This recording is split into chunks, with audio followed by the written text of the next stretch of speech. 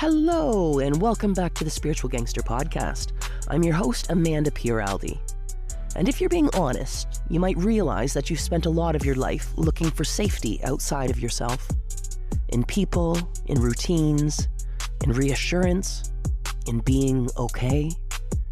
So today we're talking about what it actually looks like to become your own safe place. Not by doing more, fixing yourself, or having it all together, but by learning how to come home to yourself when things feel hard. For many of us, safety was conditional. It showed up when we were easy to be around, when we didn't ask for too much, when we held it together, when we didn't rock the boat. And over time, we learned that staying connected often meant staying quiet. That being loved sometimes required being small. That feeling safe meant being palatable.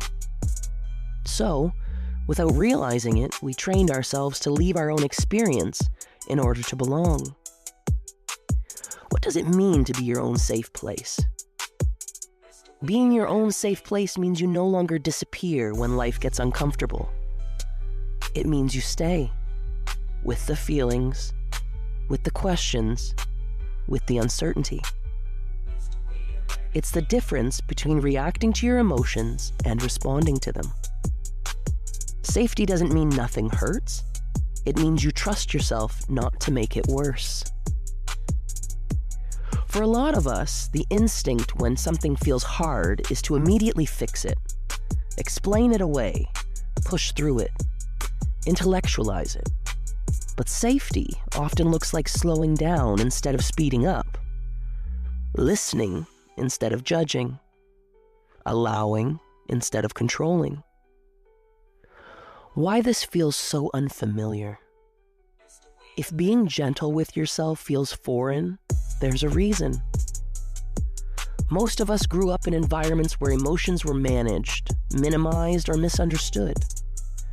You might have learned that crying was inconvenient, anger was unsafe, needs were a burden, rest had to be earned.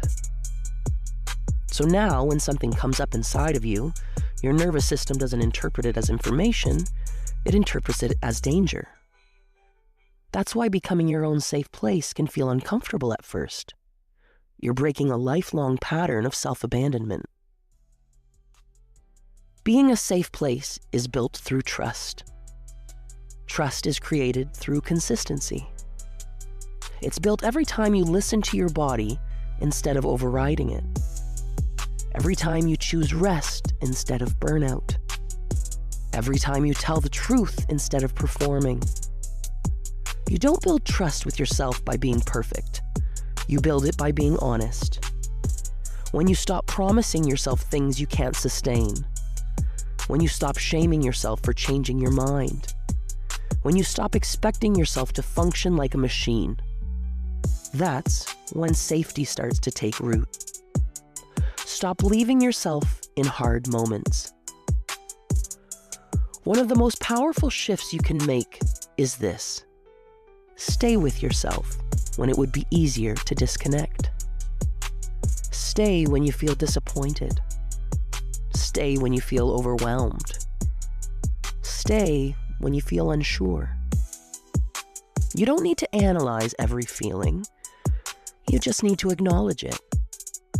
A simple, "This makes sense," or "I'm allowed to feel this," or "I don't need to solve this right now."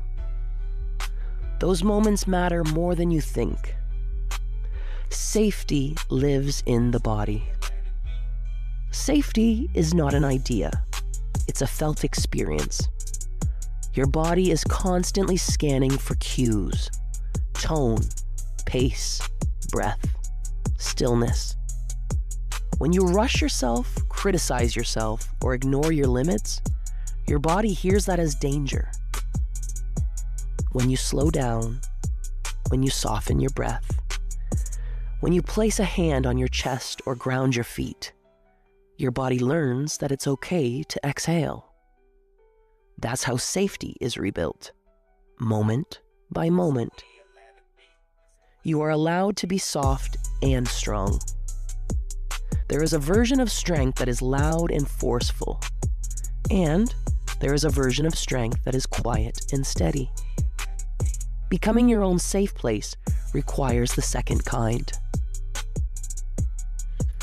It means allowing softness without seeing it as weakness. Letting rest be productive. Letting stillness be enough. You don't need to harden yourself to survive. You don't need to toughen up to be worthy. You need to stay connected. Coming home to yourself. Becoming your own safe place as an ongoing practice. Some days it will feel natural. Other days it will feel awkward and unfamiliar.